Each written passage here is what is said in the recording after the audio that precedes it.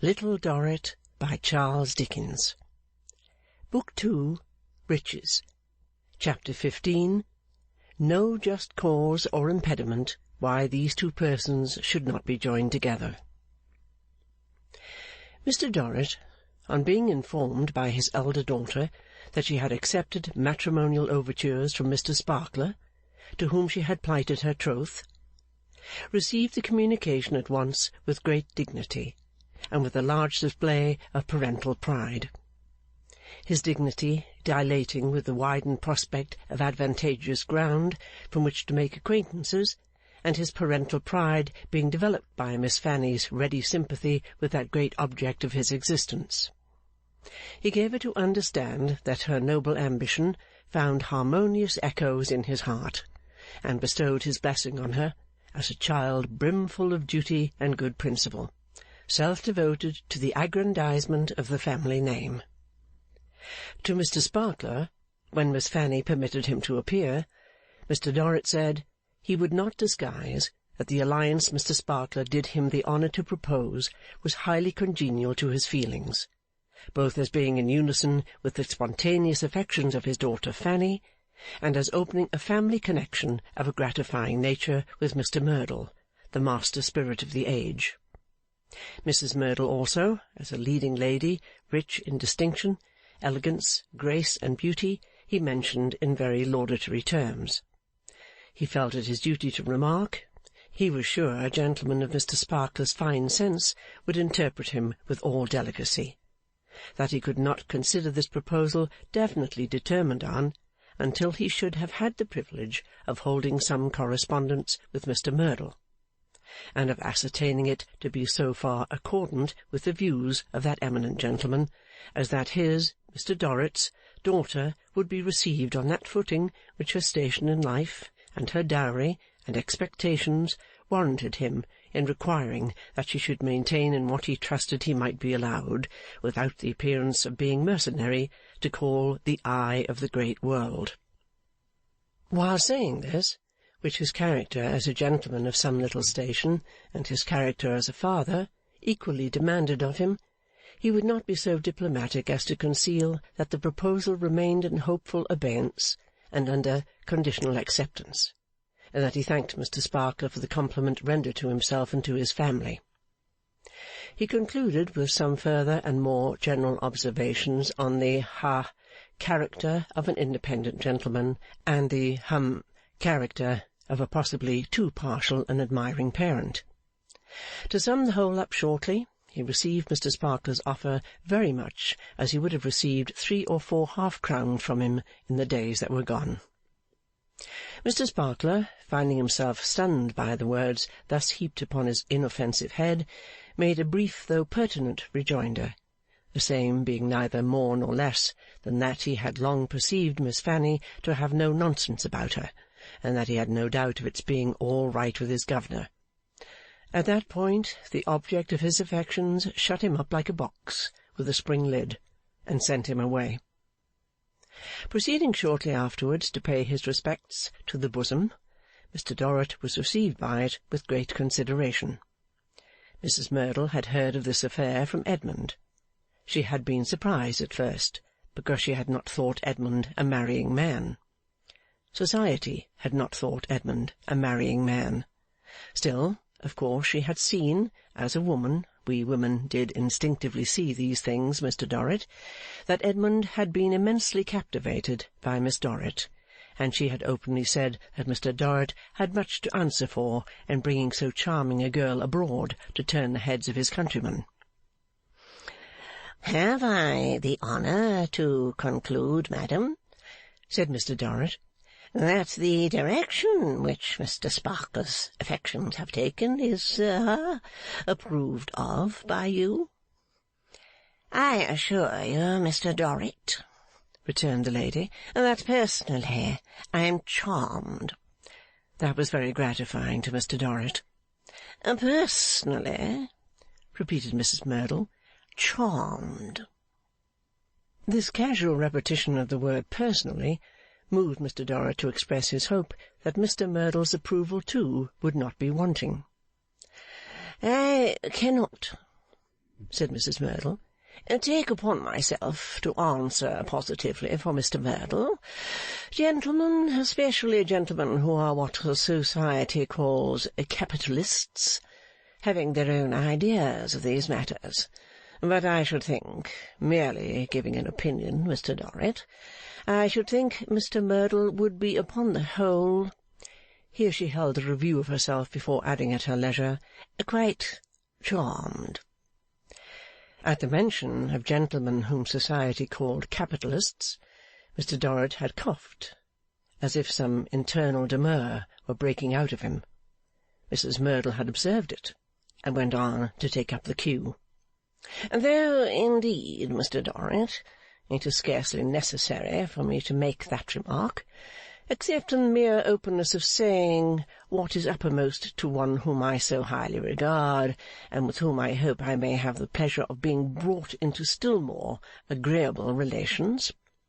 For one cannot but see the great probability of your considering such things from Mr Merdle's own point of view, except indeed that circumstances have made it Mr Merdle's accidental fortune, or misfortune, to be engaged in business transactions, and that they, however vast, may a little cramp his horizons. I am a very child as to having any notion of business,' said Mrs Merdle, 'but I am afraid, Mr Dorrit, it may have that tendency.' This skilful see-saw of Mr Dorrit and Mrs Merdle, so that each of them sent the other up, and each of them sent the other down, and neither had the advantage, acted as a sedative on Mr Dorrit's cough. He remarked, with his utmost politeness, that he must beg to protest against its being supposed, even by Mrs Merdle, the accomplished and graceful, to which compliment she bent herself, that such enterprises as Mr Merdle's, apart as they were from the puny undertakings of the rest of men, had any lower tendency than to enlarge and expand the genius in which they were conceived. 'You are generosity itself,' said Mrs Merdle in return, smiling her best smile. 'Let us hope so. But I confess I am almost superstitious in my ideas about business.' Mr Dorrit threw in another compliment here, to the effect that business, like the time which was precious in it, was made for slaves, and that it was not for Mrs Merdle, who ruled all hearts at her supreme pleasure, to have anything to do with it. Mrs Merdle laughed, and conveyed to Mr Dorrit an idea that the bosom flushed, which was one of her best effects. 'I say so much,' she then explained, 'merely because Mr Merdle has always taken the greatest interest in Edmund, and has always expressed the strongest desire to advance his prospects. Edmund's public position, I think you know. His private position rests solely with Mr Merdle. In my foolish incapacity for business, I assure you I know no more.' Mr Dorrit again expressed, in his own way, the sentiment that business was below the ken of enslavers and enchantresses. He then mentioned his intention, as a gentleman and a parent, of writing to Mr Merdle. Mrs Merdle concurred with all her heart, or with all her art, which was exactly the same thing, and herself dispatched a preparatory letter by the next post to the eighth wonder of the world. In his epistolary communication, as in his dialogues and discourses on the great question to which it related, Mr Dorrit surrounded the subject with flourishes, as writing masters embellish copy-books and ciphering books, where the titles of the elementary rules of arithmetic diverge into swans, eagles, griffins, and other calligraphic recreations, and where the capital letters go out of their minds, and bodies into ecstasies of pen and ink. Nevertheless, he did render the purport of his letter sufficiently clear to enable Mr Merdle to make a decent pretence of having learnt it from that source. Mr Merdle replied to it accordingly. Mr Dorrit replied to Mr Merdle. Mr Merdle replied to Mr Dorrit. And it was soon announced that the corresponding powers had come to a satisfactory understanding. Now, and not before, Miss Fanny burst upon the scene, completely arrayed for her new part. Now, and not before, she wholly absorbed Mr. Sparkler in her light, and shone for both, and 20 more. No longer feeling that want of a defined place and character which had caused her so much trouble, this fair ship began to steer steadily on a shaped course, and to swim with a weight and balance that developed her sailing qualities. The preliminaries being so satisfactorily arranged, I think I will now, my dear, said Mr. Dorrit, announce her formally to Mrs. General. Papa, returned Fanny, taking him up short upon that name, I don't see what Mrs. General has got to do with it. My dear, said Mr. Dorrit, it will be an act of courtesy to a lady well bred and refined. Oh, I am sick of Mrs. General's good breeding and refinement, papa, said Fanny. I am tired of Mrs. General. Tired? Repeated Mr. Dorrit in reproachful astonishment. Of her, Mrs. General? Quite disgusted with her, papa, said Fanny. I really don't see what she has to do with my marriage. Let her keep to her own matrimonial projects, if she has any. Fanny, returned Mr. Dorrit, with a grave and weighty slowness upon him, contrasting strongly with his daughter's levity, I beg the favour of your explaining what it is you mean. I mean, papa, said Fanny, that if Mrs. General should happen to have any matrimonial projects of her own, I dare say they are quite enough to occupy her spare time, and that if she has not, so much the better, but still I don't wish to have the honour of making announcements to her. Permit me to ask you, Fanny, said Mr. Dorrit, why not? Because she can find my engagement out for herself, papa, retorted Fanny. She is watchful enough, I dare say. I think I have seen her so. Let her find it out for herself. If she should not find it out for herself, she will know it when I am married, and I hope you will not consider me wanting in affection for you, papa, if I say it strikes me that will be quite enough for Mrs. General. Fanny, returned Mr. Dorrit, I am amazed. I am displeased by this capricious and unintelligible display of animosity towards Mrs. General. Do not, if you please, papa, urged Fanny, call it animosity, because I assure you I do not consider Mrs. General worth my animosity. At this, Mr. Dorrit rose from his chair with a fixed look of severe reproof, and remained standing in his dignity before his daughter. His daughter turned the bracelet on her arm, and now looking at him, and now looking from him, said, Very well, papa. I am truly sorry if you don't like it, but I can't help it. I am not a child, and I am not Amy, and I must speak. Fanny, gasped Mr. Dorrit, after a majestic silence, if I request you to remain here, while I formally announce to Mrs. General, as an exemplary lady who is a trusted member of this family, the change that is contemplated among us, if I not only request it, but insist upon it. Oh, papa, Fanny broke in with pointed significance, if you make so much of it as that, I have in duty nothing to do but comply. I hope I may have my thoughts upon the subject, however, for I really cannot help it under the circumstances. So Fanny sat down with a meekness which, in the junction of extremes, became defiance, and her father, either not deigning to answer, or not knowing what to answer, summoned Mr. Tinkler into his presence.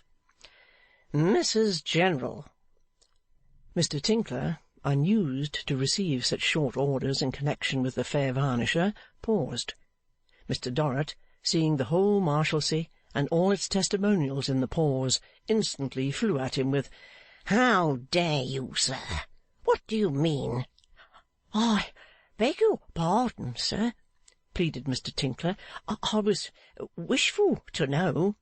'You wish to know nothing, sir,' cried Mr. Dorrit, highly flushed. 'Don't tell me you did. Ha! You didn't. You are guilty of mockery, sir.' 'I assure you, sir,' Mr. Tinkler began.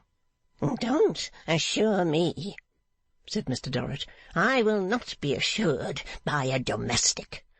You are guilty of mockery. You shall leave me. The whole establishment shall leave me. What are you waiting for?' 'Only for my orders, sir.' 'It's false,' said Mr. Dorrit. 'You have your orders. Ha! My compliments to Mrs. General, and I beg the favour of her coming to me, if quite convenient, for a few minutes. Those are your orders.' In his execution of this mission, Mr. Tinkler perhaps expressed that Mr. Dorrit was in a raging fume. However that was, Mrs. General's skirts were very speedily heard outside, coming along, one might almost have said bouncing along, with unusual expedition. Albeit they settled down at the door and swept into the room with their customary coolness. 'Mrs. General,' said Mr. Dorrit, 'take a chair.' Mrs. General, with a graceful curve of acknowledgment, descended into the chair which Mr. Dorrit offered. 'Madam,' pursued that gentleman, 'as you have had the kindness to undertake the formation of my daughters, and as I am persuaded that nothing nearly affecting them can be indifferent to you.' 'Wholly impossible,' said Mrs. General in the calmest of ways. 'I therefore wish to announce to you, madam, that my daughter now present.' Mrs. General made a slight inclination of her head to Fanny, who made a very low inclination of her head to Mrs. General, and came loftily upright again. 'That my daughter Fanny is contracted to be married to Mr. Sparkler, with whom you are acquainted. Hence, madam, you will be relieved of half your difficult charge. Difficult charge.' Mr. Dorrit repeated it with his angry eye on Fanny. 'But not, I hope, to the diminution of any other portion, direct or indirect, of the footing you have at present the kindness to occupy in my family.' 'Mr. Dorrit,' returned Mrs. General, with her gloved hands resting on one another in exemplary repose, 'is ever considerate, and ever but too appreciative of my friendly services.' Miss Fanny coughed, as much as to say, 'You are right.' 'Miss Dorrit has no doubt exercised the soundest discretion of which the circumstances admitted, and I trust will allow me to offer her my sincere congratulations. When free from the trammels of passion,' Mrs. General closed her eyes at the word, as if she could not utter it and see anybody, 'when occurring with the approbation of near relatives, and when cementing the proud structure of a family edifice, these are usually auspicious events. I trust Miss Dorrit will allow me to offer her my best congratulations.' Here Mrs. General stopped, and added internally for the setting of her face, 'Papa, potatoes, poultry, prunes, and prism.' 'Mr. Dorrit,' she superadded aloud, 'is ever most obliging, and for the attention, and I will add distinction, of having this confidence imparted to me by himself and Miss Dorrit at this early time, I beg to offer the tribute of my thanks. My thanks and my congratulations are equally the meed of Mr. Dorrit and of Miss Dorrit.' 'To me,' observed Miss Fanny, 'they are excessively gratifying, inexpressibly so. The relief of finding that you have no objection to make, Mrs. General, quite takes a load off my mind, I am sure. I hardly know what I should have done,' said Fanny, 'if you had interposed any objection, Mrs. General.' Mrs. General changed her gloves, as to the right glove being uppermost and the left undermost, with a prunes and prism smile. 'To preserve your approbation, Mrs. General,' said Fanny, returning the smile with one in which there was no trace of those ingredients, will of course be the highest object of my married life. To lose it would of course be perfect wretchedness. I am sure your great kindness will not object, and I hope papa will not object, to my correcting a small mistake you have made, however. The best of us are so liable to mistakes, that even you, Mrs. General, have fallen into a little error. The attention and distinction you have so impressively mentioned, Mrs. General, as attaching to this confidence, are, I have no doubt, of the most complimentary and gratifying description, but they don't at all proceed from me. The merit of having consulted you on the subject would have been so great in me that I feel I must not lay claim to it when it really is not mine. It is wholly papa's. I am deeply obliged to you for your encouragement and patronage, but it was papa who asked for it. I have to thank you, Mrs. General, for relieving my breast of a great weight by so handsomely giving your consent to my engagement, but you have really nothing to thank me for. I hope you will always approve of my proceedings after I have left home, and that my sister also may long remain the favoured object of your condescension, Mrs. General. With this address, which was delivered in her politest manner, Fanny left the room with an elegant and cheerful air, to tear upstairs with a flushed face as soon as she was out of hearing, pounce in upon her sister, call her a little dormouse, shake her for the better opening of her eyes, tell her what had passed below, and ask her what she thought of Pa now. Towards Mrs. Merdle, the young lady comported herself with great independence and self-possession, but not as yet with any more decided opening of hostilities. Occasionally they had a slight skirmish, as when Fanny considered herself patted on the back by that lady, or as when Mrs. Merdle looked particularly young and well. But Mrs. Merdle always soon terminated those passages of arms by sinking among her cushions with the gracefullest indifference, and finding her attention otherwise engaged. Society, for that mysterious creature sat upon the 7 Hills too, found Miss Fanny vastly improved by her engagement. She was much more accessible, much more free and engaging, much less exacting, insomuch that she now entertained a host of followers and admirers, to the bitter indignation of ladies with daughters to marry, who were to be regarded as having revolted from society on the Miss Dorrit grievance, and erected a rebellious standard, enjoying the flutter she caused. Miss Dorrit not only haughtily moved through it in her own proper person, but haughtily, even ostentatiously, led Mr. Sparkler through it too, seeming to say to them all, "If I think proper to march among you in triumphal procession, attended by this weak captive in bonds, rather than a stronger one, that is my business. Enough that I choose to do it." Mr. Sparkler, for his part, questioned nothing, but went wherever he was taken, did whatever he was told, felt that for his bride-elect to be distinguished was for him to be distinguished on the easiest terms, and was truly grateful for being so openly acknowledged. The winter passing on towards the spring, while this condition of affairs prevailed, it became necessary for Mr. Sparkler to repair to England, and take his appointed part in the expression and direction of its genius, learning, commerce, spirit, and sense. The land of Shakespeare, Milton, Bacon, Newton, Watt, the land of a host of past and present abstract philosophers, natural philosophers, and subduers of nature and art in their myriad forms, called to Mr. Sparkler to come and take care of it, lest it should perish. Mr. Sparkler, unable to resist the agonized cry from the depths of his country's soul, declared that he must go. It followed that the question was rendered pressing when, where, and how Mr. Sparkler should be married to the foremost girl in all this world with no nonsense about her. Its solution, after some little mystery and secrecy, Miss Fanny herself announced to her sister. "Now, my child," said she, seeking her out one day, "I am going to tell you something. It is only this moment broached, and naturally I hurry to you the moment it is broached." "Your marriage, Fanny?" "My precious child," said Fanny, Don't anticipate me. Let me impart my confidence to you, you flurried little thing, in my own way. As to your guess, if I answered it literally, I should answer no, for really it is not my marriage that is in question, half as much as it is Edmund's. Little Dorrit looked, and perhaps not altogether without cause, somewhat at a loss to understand this fine distinction.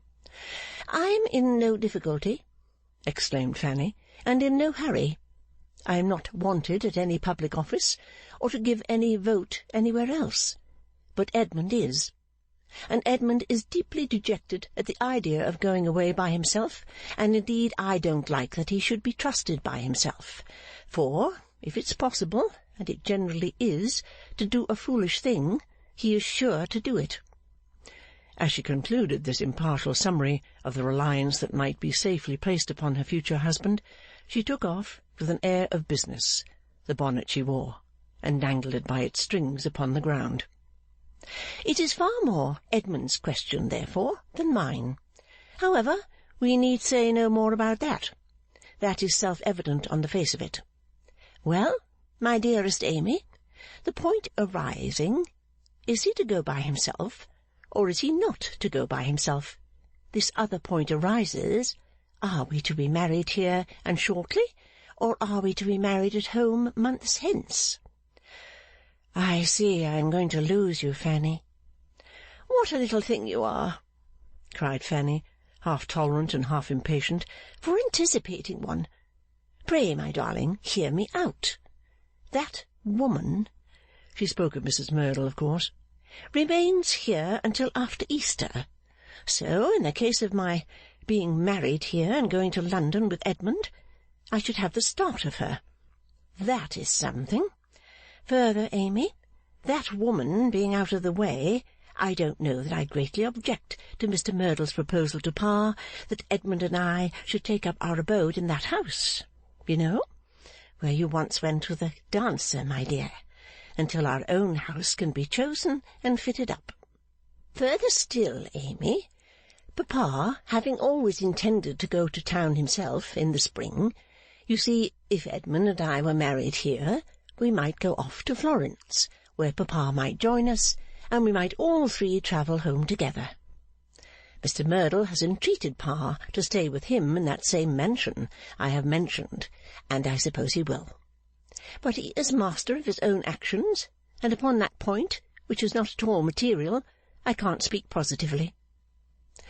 The difference between Papa's being master of his own actions and Mr. Sparkler's being nothing of the sort was forcibly expressed by Fanny in her manner of stating the case. Not that her sister noticed it, for she was divided between regret at the coming separation and a lingering wish that she had been included in the plans for visiting England. "And these are the arrangements, Fanny dear?" "Arrangements?" repeated Fanny. "Now really, child, you are a little trying. You know I particularly guarded myself against laying my words open to any such construction. What I said was, that certain questions present themselves, and these are the questions." Little Dorrit's thoughtful eyes met hers, tenderly and quietly. "Now, my own sweet girl," said Fanny, weighing her bonnet by the strings with considerable impatience, "it's no use staring. A little owl could stare. I look to you for advice, Amy. What do you advise me to do?" "Do you think," asked Little Dorrit persuasively, after a short hesitation, "do you think, Fanny, that if you were to put it off for a few months, it might be, considering all things, best?" "No, little tortoise," retorted Fanny with exceeding sharpness. "I don't think anything of the kind." Here she threw her bonnet from her altogether, and flounced into a chair. But, becoming affectionate almost immediately, she flounced out of it again, and kneeled down on the floor to take her sister, chair and all, in her arms. "Don't suppose I'm hasty or unkind, darling, because I really am not. But you are such a little oddity. You make one bite your head off when one wants to be soothing beyond everything. Didn't I tell you, you dearest baby, that Edmund can't be trusted by himself? And don't you know that he can't?" Yes, yes, Fanny. You said so, I know. And you know it, I know, retorted Fanny. Well, my precious child, if he is not to be trusted by himself, it follows, I suppose, that I should go with him. It seems so, love, said Little Dorrit. Therefore, having heard the arrangements that are feasible to carry out that object, am I to understand, dearest Amy, that on the whole you advise me to make them? It seems so, love, said Little Dorrit again. Very well, cried Fanny with an air of resignation. Then I suppose it must be done. I came to you, my sweet, the moment I saw the doubt and the necessity of deciding. I've now decided, so let it be. After yielding herself up, in this patterned manner, to sisterly advice and the force of circumstances, Fanny became quite benignant, as one who had laid her own inclinations at the feet of her dearest friend, and felt a glow of conscience in having made the sacrifice. After all, my Amy, she said to her sister, you are the best of small creatures, and full of good sense, and I don't know what I shall ever do without you. With which words she folded her in a closer embrace, and a really fond one. Not that I contemplate doing without you, Amy, by any means, for I hope we shall ever be next to inseparable. And now, my pet, I am going to give you a word of advice. When you are left alone here with Mrs. General— I am to be left alone here with Mrs. General? Said Little Dorrit quietly. Why, of course, my precious, till Papa comes back. Unless you call Edward company, which he certainly is not, even when he is here, and still more certainly is not when he is away at Naples or in Sicily. I was going to say, but you are such a beloved little marplot for putting one out. When you are left alone here with Mrs. General, Amy, don't you let her slide into any sort of artful understanding with you that she is looking after Pa, or that Pa is looking after her. She will if she can. I know her sly manner of feeling her way with those gloves of hers, but don't you comprehend her on any account. And if Pa should tell you when he comes back that he has it in contemplation to make Mrs. General your mamma, which is not the less likely because I am going away, my advice to you is that you say at once, Papa, I beg to object most strongly. Fanny cautioned me about this, and she objected, and I object. I don't mean to say that any objection from you, Amy, is likely to be of the smallest effect, or that I think you likely to make it with any degree of firmness. But there is a principle involved, a filial principle, and I implore you not to submit to be mother-in-lawed by Mrs. General, without asserting it in making every one about you as uncomfortable as possible. I don't expect you to stand by it. Indeed, I know you won't, Pa being concerned. But I wish to rouse you to a sense of duty, as to any help from me, or as to any opposition that I can offer to such a match. You shall not be left in the lurch, my love. Whatever weight I may derive from my position as a married girl, not wholly devoid of attractions, used, as that position always shall be, to oppose that woman, I will bring to bear, you may depend upon it, on the head and false hair, for I am confident it is not all real, ugly as it is, and unlikely as it appears, that any one in their senses would go to the expense of buying it, of Mrs. General. Little Dorrit received this counsel without venturing to oppose it, but without giving Fanny any reason to believe that she intended to act upon it. Having now, as it were, formally wound up her single life and arranged her worldly affairs, Fanny proceeded with characteristic ardour to prepare for the serious change in her condition. The preparation consisted in the dispatch of her maid to Paris, under the protection of the courier, for the purchase of that outfit for a bride on which it would be extremely low, in the present narrative, to bestow an English name, but to which, on a vulgar principle it observes of adhering to the language in which it professes to be written, it declines to give a French one. The rich and beautiful wardrobe purchased by these agents in the course of a few weeks made its way through the intervening country, bristling with custom-houses, garrisoned by an immense army of shabby mendicants in uniform, who incessantly repeated the beggar's petition over it, as if every individual warrior among them were the ancient Belisarius, and of whom there were so many legions that unless the courier had expended just 1.5 bushels of silver money relieving their distresses, they would have worn the wardrobe out before it got to Rome, by turning it over and over. Through all such dangers, however, it triumphantly brought inch by inch, and arrived at its journey end in fine condition. There it was exhibited to select companies of female viewers, in whose gentle bosoms it awakened implacable feelings. Concurrently, active preparations were made for the day on which some of its treasures were to be publicly displayed. Cards of breakfast invitation were sent out to half the English in the city of Romulus. The other half made arrangements to be under arms as criticising volunteers at various outer points of the solemnity. The most high and illustrious English Signor Edgardo Dorrit came post through the deep mud and ruts from forming a surface under the improving Neapolitan nobility to grace the occasion.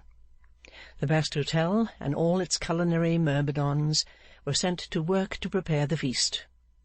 The draughts of Mr. Dorrit almost constituted a run on the Torlonia Bank. The British consul hadn't had such a marriage in the whole of its consularity. The day came, and the she-wolf in the capital might have snarled with envy to see how the island savages contrived these things nowadays. The murderous-headed statues of the wicked emperors of the soldiery, whom sculptors had not been able to flatter out of their villainous hideousness, might have come off their pedestals to run away with the bride. The choked old fountain, where erst the gladiators washed, might have leaped into life again to honour the ceremony. The temple of Vesta might have sprung up anew from its ruins, expressly to lend its countenance to the occasion. Might have done, but did not. Like sentient things, even like the lords and ladies of creation sometimes, might have done much, but did nothing. The celebration went off with admirable pomp. Monks in black robes, white robes, and russet robes stopped to look after the carriages. Wandering peasants in fleeces of sheep begged and piped under the house windows. The English volunteers defiled. The day wore on to the hour of vespers. The festival wore away. The 1,000 churches rang their bells without any reference to it, and St. Peter denied that he had anything to do with it. But by that time the bride was near the end of the first day's journey towards Florence. It was the peculiarity of the nuptials that they were all bride. Nobody noticed the bridegroom. Nobody noticed the first bridesmaid. Few could have seen Little Dorrit, who held that post, for the glare, even supposing many to have sought her. So, the bride had mounted into her handsome chariot, incidentally accompanied by the bridegroom, and after rolling for a few minutes smoothly over a fair pavement, had begun to jolt through a slough of despond, and through a long, long avenue of wrack and ruin. Other nuptial carriages are said to have gone the same road, before and since. If Little Dorrit found herself left a little lonely and a little low that night, nothing would have done so much against her feeling of depression as the being able to sit at work by her father, as in the old time, and help him to his supper and his rest. But that was not to be thought of now, when they sat in the state equipage with Mrs. General on the coach-box. And as to supper, if Mr. Dorrit had wanted supper, there was an Italian cook, and there was a Swiss confectioner, who must have put on caps as high as the Pope's mitre, and have performed the mysteries of alchemists in a copper saucepan laboratory below, before he could have got it. He was sententious and didactic that night. If he had been simply loving, he would have done Little Dorrit more good. But she accepted him as he was. When had she not accepted him as he was, and made the most and best of him? Mrs. General at length retired. Her retirement for the night was always her frostiest ceremony, as if she felt it necessary that the human imagination should be chilled into stone to prevent its following her. When she had gone through her rigid preliminaries, amounting to a sort of genteel platoon exercise, she withdrew. Little Dorrit then put her arm round her father's neck to bid him good night. "Amy, my dear," said Mr. Dorrit, taking her by the hand. This is the close of a day that has greatly impressed and gratified me. A little tired you, dear, too? No, said Mr Dorrit. No, I am not sensible of fatigue when it arises from an occasion so, replete with gratification of the purest kind. Little Dorrit was glad to find him in such heart, and smiled from her own heart.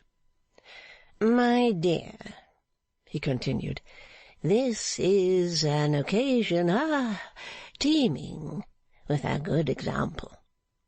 With a good example, my favourite and attached child, to you. Little Dorrit, fluttered by his words, did not know what to say, though he stopped as if he expected her to say something. Amy, he resumed, your dear sister, our Fanny, has contracted a marriage eminently calculated to extend the basis of our connection and to consolidate our social relations. My love, I trust that the time is not far distant when some eligible partner may be found for you. Oh, no. Let me stay with you. I beg and pray that I may stay with you. I want nothing but to stay and take care of you. She said it like one in sudden alarm. Nay, Amy, said Mr Dorrit. This is weak and foolish. You have a responsibility imposed upon you by your position. It is to develop that position and be worthy of that position. As to taking care of me, I can take care of myself. Or, he added after a moment, if I should need to be taken care of, I can, with the blessings of Providence, be taken care of. I cannot, my dear child, think of engrossing and, as it were, sacrificing you. Oh, what a time of day at which to begin that profession of self-denial, at which to make it with an air of taking credit for it, at which to believe it, if such a thing could be. Don't speak, Amy. I positively say I cannot do it. I must not do it. My conscience would not allow it. I, therefore, my love, take the opportunity afforded by this gratifying and impressive occasion of solemnly remarking that it is now a cherished wish and purpose of mine to see you eligibly, I repeat, eligibly, married. Oh, no, dear, pray. Amy, said Mr Dorrit, I am well persuaded that if the topic were referred to any person of superior social knowledge, of superior delicacy and sense, let us say, for instance, to Mrs General, that there would not be two opinions as to the affectionate character and propriety of my sentiments. But as I know your loving and dutiful nature from experience, I am quite satisfied that it is necessary to say no more. I have no husband to propose at present, my dear. I have not even one in view. I merely wish that we should understand each other. Good night, my dear and sole remaining daughter. Good night. God bless you.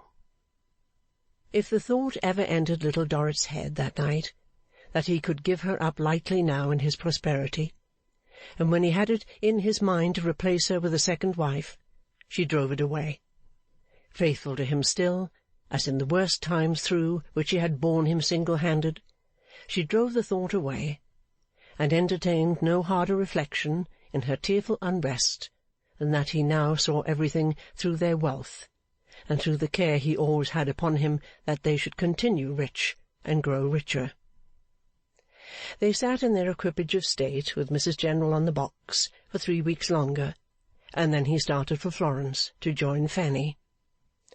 Little Dorrit would have been glad to bear him company so far, only for the sake of her own love, and then to have turned back alone, thinking of dear England. But, though the courier had gone on with the bride, the valet was next in the line, and the succession would not have to come to her as long as any one could be got for money. Mrs General took life easily, as easily, that is, as she could take anything when the Roman establishment remained in their sole occupation, and Little Dorrit would often ride out in a hired carriage that was left them, and alight alone and wander among the ruins of old Rome. The ruins of the vast old amphitheatre, of the temples, of the old commemorative arches, of the old trodden highways, of the old tombs, besides being what they were, to her were ruins of the old Marshalsea, ruins of her own old life, ruins of the faces and forms that of old peopled it, ruins of its loves, hopes, cares, and joys. 2 ruined spheres of action and suffering were before the solitary girl, often sitting on some broken fragment, and in the lonely places under the blue sky she saw them both together. Up then would come Mrs General, taking all the colour out of everything, as nature and art had taken it out of herself, writing prunes and prism in Mr Eustace's text wherever she could lay a hand, looking everywhere for Mr Eustace and company, and seeing nothing else, scratching up the driest little bones of antiquity, and bolting them whole without any human visitings, like a ghoul in gloves. End of Book 2, Chapter 15.